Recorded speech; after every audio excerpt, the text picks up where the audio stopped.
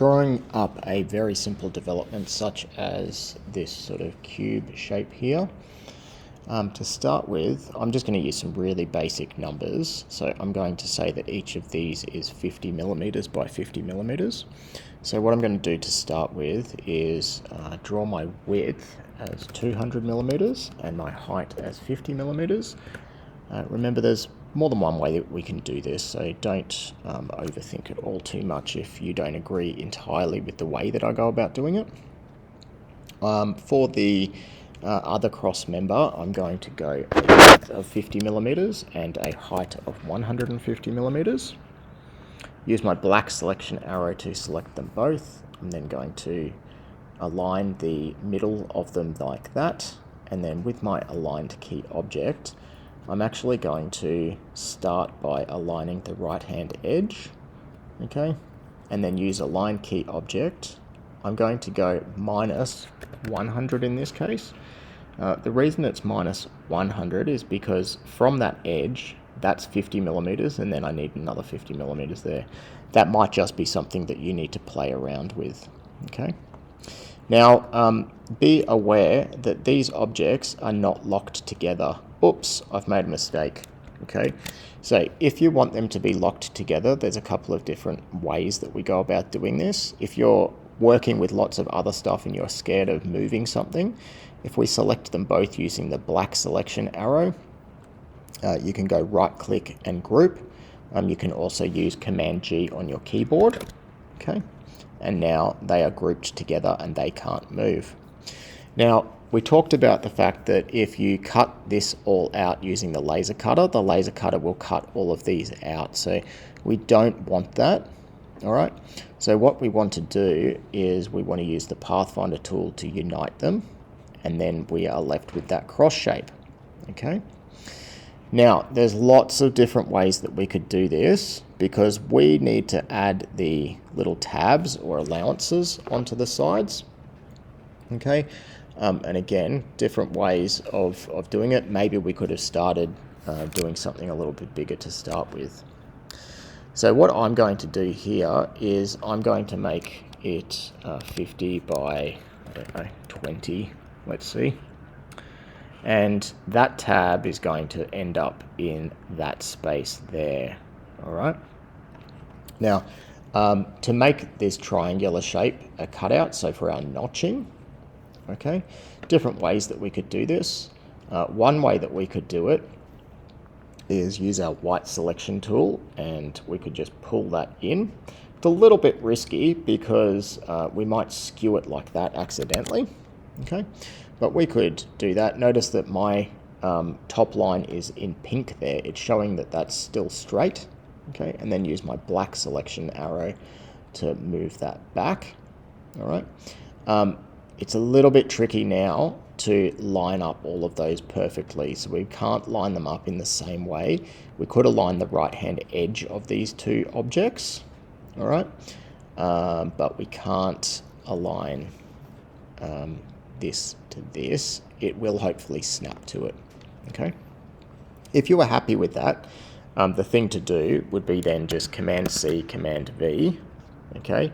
And then you might right-click, transform reflect horizontally, so then you can move that down to that space. Again, make sure that we line those things up. One way of doing that might be that we actually say we want these two objects. I'm clicking and holding shift for that. We might say that we want them in line with each other, aligned key object 50 millimeters apart. Okay, if I then group them, Command V, I could then select all of these, including my big shape here. I could then say align in this direction and align in this direction, and I could confidently know that they were now in the right spot. I would then want to go through again and go Pathfinder Unite. Okay, so that would be one way of doing that. Another way of doing that, which is probably a little bit nicer, might be something to do with this. This space here is going to be 100 millimeters.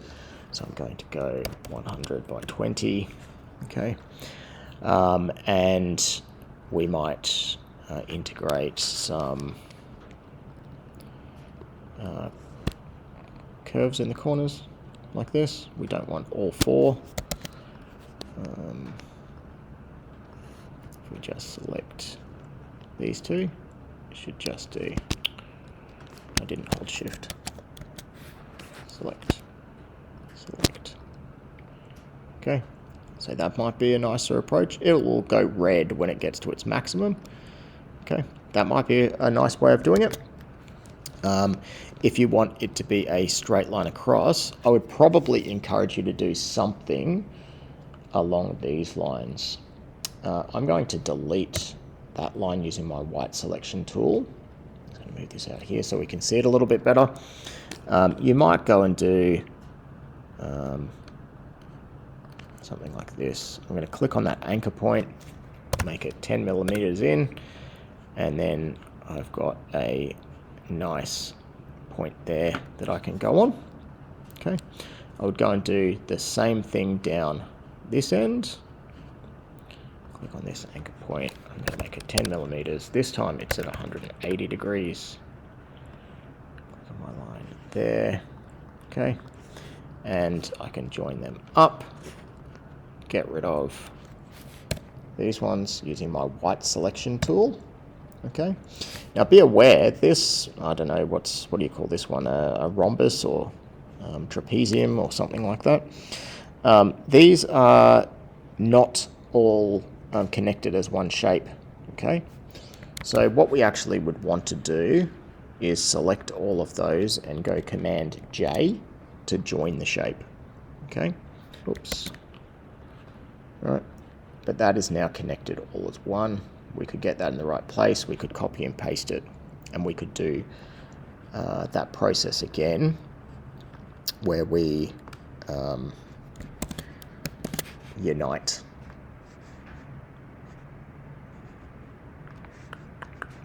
Just like that. Oops. Line 50 millimeters apart, group those, center those, bring them to that edge, and selecting them all, Pathfinder, unite. Oops. Sometimes you get that sort of thing happening, okay, where you might need to, I don't know why it's done that, but you might need to go and delete that inside line there. All right, next I'm going to stop that there and show you the rest in another video.